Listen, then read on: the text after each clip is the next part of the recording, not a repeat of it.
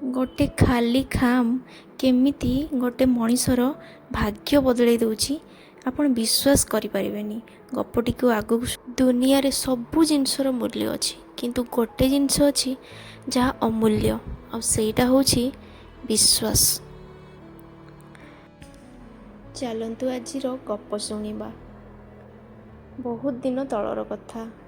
गोटे मंदिर बाहर गोटे वृद्ध सबुदिन भिक्षा मागे।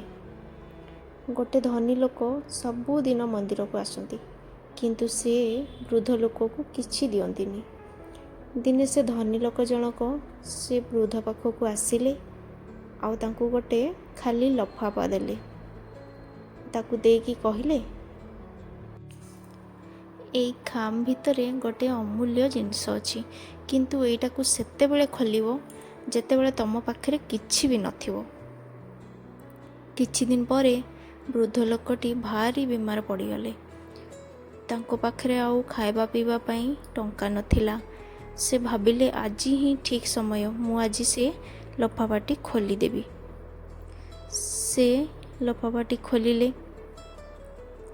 से लफाफाटी खोलिकी जेतेबेले देखिले से भितरे किछि टंका नथिला, किछि नथिला, खाली गोटे छोट कागजटे थिला आ ता उपरे लेखा हिथिला, आज तुम पाखरे किछि नाही किंतु तुम उपरे मोर विश्वास अछि कि तुमे आज भी बंचिबो। मंदिर पछ पाखक आस, तुमको गोटे चाकरी मिलिबो। से वृद्ध जनक मंदिर पछपट को गले आ देखिले से धनी लोकटी तांको पई गोटे छोट दुकान खोलिकी अपेक्षा करछंती। से लोक भिक्षा देई तांको स्वाभिमान को मारिया पई चाहू नथिले। सेथिपई तांको पई गोटे छोट दुकानटी खोलीदेले।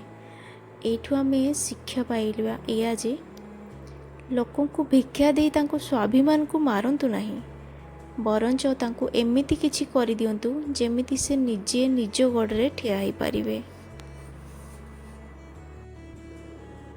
सांग माने आपन को गप्पटी केमती लागिला मते कमेंट माध्यम रे जणाया पई भूलिबेनी।